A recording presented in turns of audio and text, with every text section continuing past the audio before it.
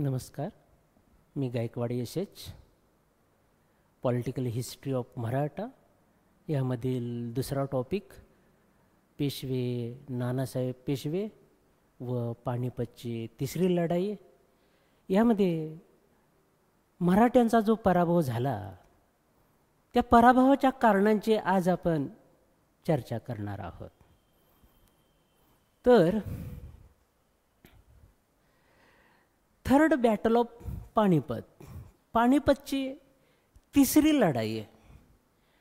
हिंदुस्थानच्या इतिहासामध्ये ह्या पानिपतच्या लढायांना अनन्यसाधारण महत्त्वपूर्ण स्थान असल्याचं आपणाला दिसून येतं.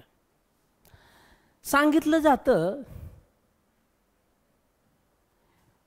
की पहिली जी लढाई झाली ती पहिली पानिपतची लढाई जहीरुद्दीन मोहम्मद बाबर आणि दिल्ली सुलतान इब्राहिम लोदी यांच्यामध्ये पानिपतची तिसरी लढाई 1526 मध्ये 1526 मध्ये पानिपतची पहिली लढाई झाली.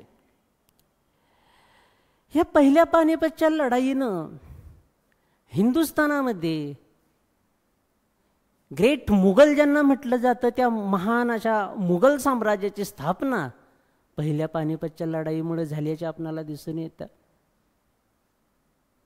पुढं दुसरी एक पानिपतची लढाई झाली. ती दुसरी पानिपतची लढाई हेमचंद्र सुरी उर्फ हेमू आणि सम्राट अकबर यांच्यामध्ये दुसरी पानिपतची लढाई झाली 15 नोव्हेंबर 1526 मध्ये. ह्या दुसऱ्या पानिपतच्या लढाईनं काय झालं तर ह्या दुसऱ्या पानिपतच्या लढाईनं सम्राट अकबरानं भारतामध्ये मुघल साम्राज्य स्थिर केलं असं ह्या दुसऱ्या पानिपतच्या लढाईतून आपणाला ही गोष्ट झाल्याची दिसून येते. त्यानंतर आणखीन एक तिसरं पानिपतचं युद्ध झालं. ते तिसरं पानिपतचं युद्ध मराठी सेनापती सदाशिवराव भाऊ आणि अफगाण शासक अहमद शाह अब्दाली यांच्यामध्ये तिसरी पानिपतची लढाई 14 जानेवारी 1761 मध्ये 14 जानेवारी 1761 मध्ये तिसरी पानिपतची लढाई झाली. सांगितलं जातं ह्या तिसऱ्या पानिपतच्या युद्धानं हिंदुस्थानच्या इतिहासाला एक वेगळं वळण दिल्याचं आपणाला दिसून येतं. एक टर्निंग पॉइंट म्हणून तिसऱ्या पानिपतच्या लढाईकडं पाहिलं जातं. तिसऱ्या पानिपतच्या लढाईमध्ये जहीरुद्दीन मोहम्मद तिसऱ्या पानिपतच्या लढाईमध्ये अहमद शाह अब्दालीचा विजय झाला, मराठ्यांचा पराभव झाला. मराठ्यांना दारुण पराभवाचा धक्का सहन करावा लागला. अहमद शाह अब्दाली ह्या तिसऱ्या पानिपतच्या लढाईमध्ये विजयी झाला. त्याचंही फार मोठं नुकसान झालं, त्यालाही काही फायदा ह्या ठिकाणी मिळालेला दिसून येत नाही. ह्या तिसऱ्या पानिपतच्या लढाईनं अहमद शाह अब्दाली परत हिंदुस्थानामध्ये देखील आला नाही, त्याचंही फार मोठ्या प्रमाणात नुकसान झालं. परंतु ह्या तिसऱ्या पानिपतच्या लढाईचे दूरगामी परिणाम हिंदुस्थानच्या इतिहासावरती झाल्याचे दिसून येतात. मी पुन्हा एकदा सांगतो, हिंदुस्थानच्या इतिहासाला एक वळण, एक वेगळं वळण ह्या लढाईनं दिलेलं आपणाला दिसून येतं.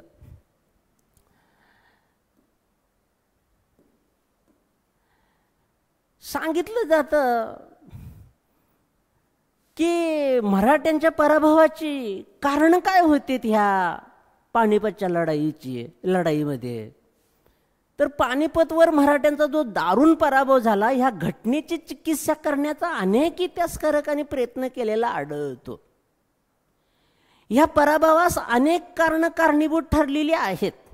ती पुढील प्रमाणे: एक, रघुनाथरावाचं उत्तरेतील चुकीचं राजकारण, मल्हाररावाचं नजीबाला संरक्षण, पेशव्यांची अनुपस्थिती, बिनलढाऊ माणसांचं ओझं, उशिराने केलेली हालचाल, गनिमी कावा युद्ध पद्धतीचा त्याग, मराठ्यांचा अदूरदर्शीपणा, कूटनीतीचा अभाव, धर्मयुद्धाचे स्वरूप, मराठा सरदारातील अंतर्गत वैमनस्य, सैन्यसंख्येतील तफावत, शस्त्रास्त्रातली तफावत, राखीव सैन्य नाहीत, अशी प्रथमदर्शनी कारणं पानिपतच्या लढाईची दिसून येतात.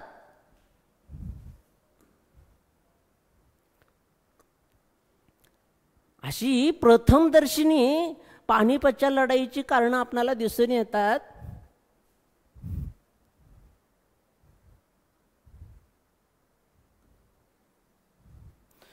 परंतु अभ्यास केल्यानंतर आपल्याला दिसून येईल पानिपतच्या लढाईचा की पाठीमागील 10 ते 20 वर्ष म्हणजे 1740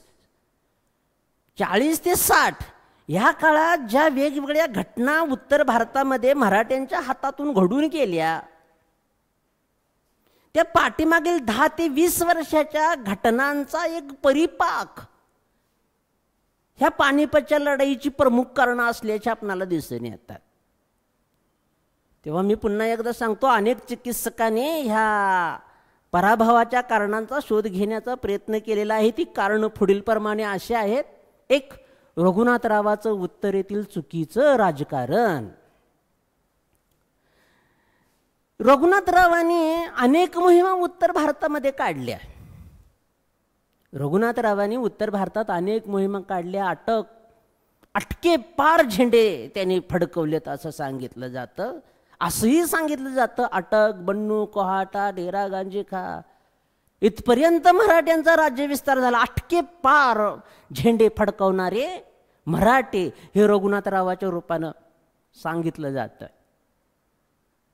अनेक मोहिमा काढल्या, परंतु ह्या मोहिमा काढल्या, जिंकलेला प्रदेश स्थिर केला नाही. उलट तो जास्तीत जास्त त्याच्यामध्ये गोंधळाचं वातावरण कसं होईल हीच परिस्थिती ह्या ठिकाणी रघुनाथरावांनी निर्माण केलेली दिसून येते. मोहिमा काढल्या, गैरकारभार केला, गोंधळ केलेला दिसून येतो.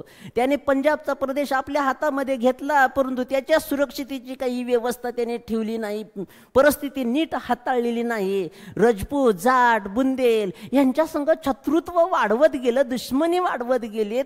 आणि रघुनाथरावाचे उत्तरेतील चुकीचे जे राजकारण होतं ते पानिपतच्या पराभवास कारणीभूत ठरलेली घटना आहे असं आपल्याला या ठिकाणी म्हणावं लागतं. आता मल्हाररावाचं नजीबाला संरक्षण हे एक कारण आहे. नजीब खान रोहिला हा पठाणवंशीय होता. ह्या नजीब खान रोहिल्याला अफगाणांचं शासन, अब्दालीचं शासक भारतावर यावं असं मनापासून वाटत होतं. आणि ह्या पानिपतच्या युद्धाला हा नजीब खान रोहिला हा बहुतांश हाच मोठ्या प्रमाणात जबाबदार होता. अनेक वेळा त्याला पकडण्यात आलं, परंतु मल्हाररावांनी हस्तक्षेप करून कायमस्वरूपी नजीब खान रोहिल्याला जीवदान देण्याचा प्रयत्न केला, त्याला सोडण्याचा प्रयत्न केला. आणि हाच नजीब खान रोहिला यानंच काय केलेलं होतं, अहमद शाह अब्दालीला पानिपतवरती निमंत्रण दिलेलं होतं. तेव्हा मल्हाररावानं नजीबाला जे संरक्षण दिलं तेच संरक्षण पानिपतच्या युद्धाच्या मराठ्यांच्या पराभवाला कारणीभूत ठरलेली घटना आहे असं आपणाला या ठिकाणी म्हणावं लागतं. त्यानंतर पेशव्यांची अनुपस्थिती. पानिपतच्या युद्धाला ही एक घटना फार मोठ्या प्रमाणात कारणीभूत ठरलेली दिसून येते. पानिपतचं युद्ध नानासाहेब पेशव्यांच्या काळामध्ये झालं. नानासाहेब पेशव्यांनी उत्तरेमध्ये काही मोहिमा काढल्या, परंतु सन 1748 नंतर पेशवे उत्तरेच्या भारतामध्ये उपस्थित असणं गरजेचं होतं. उत्तर भारतामध्ये ज्या समस्या निर्माण झालेल्या आहेत त्या सोडवण्यासाठी खुद्द नानासाहेब पेशवे हजर असणं गरजेचं होतं. परंतु 48 नंतर शेवटपर्यंत उत्तरेच्या राजकारणामध्ये नानासाहेब पेशवे सक्रिय नसल्याचे दिसून येतात. तेव्हा ही एक घटना पानिपतच्या लढाईत मराठ्यांचा पराभव होण्यास कारणीभूत ठरलेली दिसून येते, पेशव्यांची अनुपस्थिती. त्यानंतर पुढं सांगितलं जातं बिनलढाऊ माणसांचं ओझं. बिनलढाऊ माणसांचं ओझं सांगितलं जातं. ह्या पानिपतच्या युद्धामध्ये बिनलढाऊ माणसांचं ओझं सदाशिवराव भाऊनं पानिपतच्या मैदानावरती नेलेलं होतं. बायका, मुलं, बाजार, बुनगे यांचीच संख्या फार मोठ्या प्रमाणात होती. मराठ्यांच्या बाजूनं लढणारा एक सूरजमल जाट होता. यानं भाऊंना सांगितलं, अरे ही बायका मुलं आहेत, बाजार बुनगे आहेत, त्यांना कशासाठी तुम्ही पानिपतवरती नेता, त्यांना बाजूला ठेवा. परंतु सूरजमल जाटाचं त्यांनी ऐकलं नाही. सांगितलं जातं हे बिनलढाऊ माणसांचं ओझं इतकं वाढलं, ज्यावेळी लढण्याची वेळ आली त्यावेळी मराठा जो लष्कर होता, मराठा जो सैनिक होता, त्याला असं मनापासून वाटत होतं माझ्या बायका मुलांचं काय करायचं. त्यांची जी हिंमत होती त्या बायका मुलांच्यामुळे ह्या मैदानावरती मारली गेली असं आपणाला या ठिकाणी म्हणावं लागतं. आणखीन एक महत्त्वाचं, जे अन्नधान्य लष्करासाठी असणं गरजेचं होतं ते अन्नधान्य लष्करांचं ह्या बाजारबंदग्यानं, ह्या बिनलढाऊ माणसानं खाऊन टाकलं आणि उपाशी पोटी नाईलाजा खातर अब्दालीबरोबर लढणं मराठ्यांना क्रमप्राप्त ठरलं. तेव्हा बिनलढाऊ माणसांचं ओझं, लटांबर हा शब्द त्याच्यासाठी वापरलेला आहे. हे पानिपतच्या पानिपतच्या लढाईमध्ये मराठ्यांच्या पराभवाचं हे एक महत्त्वपूर्ण कारण असल्याचं या ठिकाणी दिसून येतं. त्यानंतर उशिराने केलेली हालचाल. युद्ध या असं असतं, त्वरेनं हालचाल करणं. छत्रपती शिवाजी महाराजांचं लढाईच्या मोहिमा पाहिल्या तर फार त्वरेने त्याने हालचाली केलेल्या होत्या. शिवाजी महाराजांच्या ध्येय धोरणापासून ही लढाई फार दूर गेलेली होती असंच आपणाला या ठिकाणी म्हणावं लागतं. फार दीर्घाईनं हालचाली केल्या. महाराष्ट्रातनं निघाल्यानंतर त्यांची पडदूरवरती छावणी पडलेली होती. पडदूरवरनं निघाल्यास आग्र्यास पोचण्यास 4 महिने पाठवले. पावसाळ्यापूर्वी यमुना नदी पार करणं गरजेचं होतं, परंतु यमुना नदी पार केली नाही. पावसाळा सुरू झाला आणि यमुना नदीमध्ये अडकलेत. पुढे दिल्लीमध्ये गेले. दिल्लीमध्ये 2 महिने राहिले. त्या ठिकाणी विनाकारण वेळ घालवला. वेळ जसजशी घालवत जाईल तसतसं अन्नधान्य, पाणी सगळं खर्चिक होत चाललं. तेव्हा उशिराने केलेली हालचाल हे एक पानिपतच्या पराभवाचं एक महत्त्वपूर्ण कारण असल्याचं आपणाला ह्या ठिकाणी दिसून येतं. त्यानंतर आणखीन एक महत्त्वाची मुद्दा ह्या ठिकाणी सांगावा लागतो, तो म्हणजे गनिमी कावा युद्ध पद्धतीचा त्याग. याला गोरिला वॉर असं म्हटलं जातं. छत्रपती शिवाजी महाराजांनी स्वराज्य उभा करत असताना ह्या गोरिला वॉरचा, ह्या गनिमी कावा युद्ध पद्धतीचा अंगीकार केलेला होता आणि स्वराज्य उभा केलेलं होतं. समोरासमोर कधी लढाई फारशी केली नाही, कारण सैन्यसंख्या यांच्याकडे कमी होती. ह्या पानिपतच्या युद्धामध्ये गोरिला वॉर पद्धतीचा त्याग मराठ्यांनी ह्या ठिकाणी केलेला होता. मी सांगितलं जातं सदाशिवराव भाऊंना फारसा अनुभव नव्हता. एक उदगीरची लढाई जर सोडली, उदगीरची लढाई, समोरासमोरची लढाई जर सोडली तर कुठलीही लढाई सदाशिवराव भाऊनं समोरासमोर लढलेली नव्हती. तेव्हा तितकासा भाऊंना अनुभव नव्हता. तरी पण प्राप्त परिस्थितीत मराठ्यांना समोरासमोर लढण्याशिवाय, अब्दालीबरोबर लढण्याशिवाय पर्याय राहिला नाही. तेव्हा गनिमी कावा युद्ध पद्धतीचा त्याग हे एक कारण आपणाला ह्या ठिकाणी दिसून येतं. त्यानंतर ह्या ठिकाणी मराठ्यांचा अदूरदर्शीपणा हे एक कारण आहे. मराठ्यांचा अदूरदर्शीपणा हे एक कारण असल्याचं आपणाला ह्या ठिकाणी दिसून येतं. सदाशिवराव भाऊनं उत्तरेतील राजकीय परिस्थिती नीट समजून घेतलेली दिसत नाही. कारण मराठ्यांचा जो शत्रू होते त्या शत्रूंच्यावर मात करण्याची, शत्रूंच्यावरती मात करण्याचं, त्याचप्रमाणे जे सहकार्य होते त्या सहकार्यांना आपल्या बरोबरीनं घेण्याची वृत्ती सदाशिव भाऊंच्या ठिकाणी राहिलेली नव्हती. शिखांचं आणि अब्दालीचं शत्रुत्व होतं. ह्या शिखांना आपल्या बाजूला ओढून घेणं गरजेचं होतं, परंतु ते केलं नाही. दुसरी गोष्ट, संघटनवृत्ती दिसून सदाशिव भाऊंच्याकडे संघटनवृत्ती दिसून येत नाही. जाट, बुंदेल, शीख हे त्यांना जाट, बुंदेल, शीख यांना आपल्या बाजूकडं भाऊनं घेणं गरजेचं होतं, परंतु तो प्रयत्न भाऊंच्याकडनं झालेला होता असं काही या ठिकाणी दिसत नाही. तेव्हा अदूरदर्शीपणा हे एक कारण ह्या ठिकाणी मराठ्यांच्या पराभवास कारणीभूत ठरलेले दिसून येतं. पुन्हा आता ते सांगितल्यासारखं होतं, कूटनीतीचा अभाव. सदाशिव भाऊनं हे युद्ध जिंकत असताना कूटनीतीचा वापर करणं गरजेचं होतं, परंतु हे ह्या ठिकाणी भाऊंना जमलं नाही. आता हा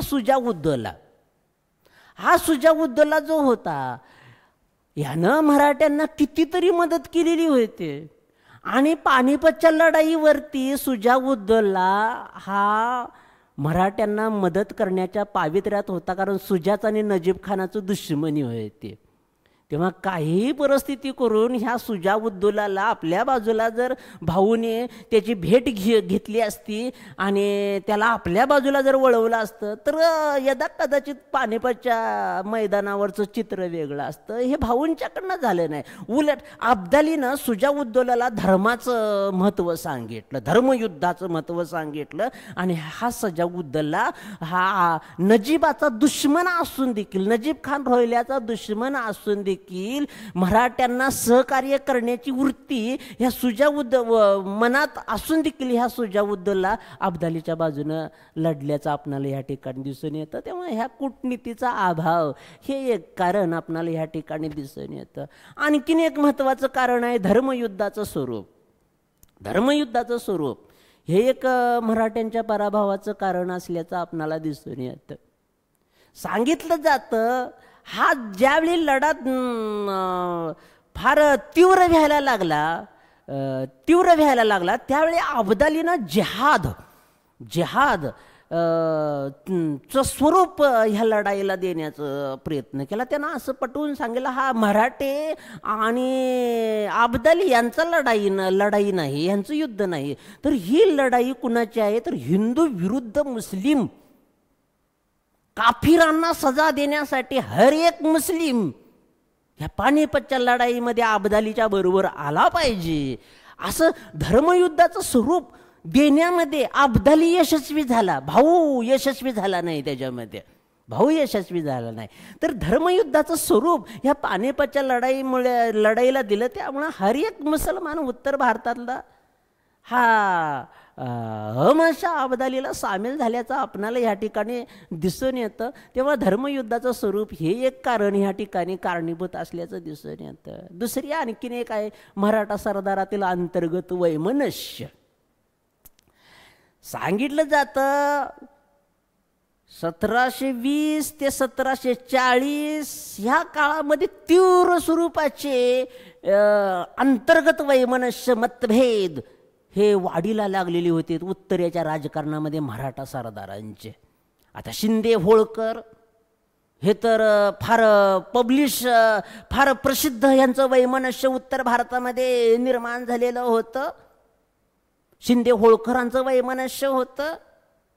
हिंगणे, अंताजी मानकेश्वर, नारोशंकर, दमाजी गायकवाड हे जे सरदार पानिपतच्या युद्धामध्ये जे सामील झालेले होते, शिंदे, होळकर, अंताजी मानकेश्वर, हिंगणे, नारोशंकर, दमाजी गायकवाड हे पानिपतवर सामील झालेले लढाई होते ना, त्यांना असं वाटत होतं, मनापासून वाटत होतं की ह्या लढाईमध्ये माझा शत्रू, माझा दुश्मन, माझा मराठा दुश्मन हा नाहीसा झाला पाहिजे, हे मनातून त्यांना वाटत होतं. एक दिलानं पानिपतच्या लढाईवरती मराठा सरदार लढलेलेच नाहीत.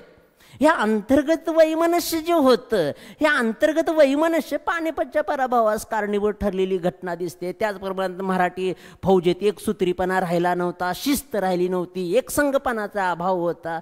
त्यामुळं मराठ्यांचं सामर्थ्य दुबळं बनलं आणि अब्दाली ह्या युद्धामध्ये विजय झाल्याचं आपणाला ह्या ठिकाणी दिसून येतं. तेव्हा मराठा सरदारातील अंतर्गत वैमनस्य हे एक कारण ह्या ठिकाणी कारणीभूत असल्याचं दिसून येतं. सैन्य संख्येतील तफावत ह्या युद्धाच्या पराभवाला हे एक कारणीभूत होतं. मी जास्त याचा विस्तार करत नाही. अब्दालीकडे जवळजवळ 60,000 लढाऊ फौज होती, तर मराठ्यांच्याकडं सैनिक संख्या 45 होती. हा संख्यात्मक फरक ह्या युद्धाच्या पराभवास, मराठ्यांच्या पराभवास कारणीभूत ठरलेली घटना आहे असं आपणाला ह्या ठिकाणी दिसून येते. आणखीन एक मुद्दा आहे शस्त्रास्त्रातील तफावत. शस्त्रास्त्रातली तफावत सांगत असताना आपणाला एक गोष्ट प्रामुख्यानं सांगावं लागतं की अब्दालीकडं सुसज्जबल चांगलं लष्कर, चांगली शस्त्रास्त्र होती, आणि त्या मनानं मराठ्यांच्याकडे चांगली शस्त्र नव्हती. तलवार, भाला, मोठ्या अवजड तोफा. इब्राहिम खान गार्दीचा तोफखाना हा फार मोठा होता, त्याला हत्ती उंट लावून तो तोफा वडाव्या लागत होता.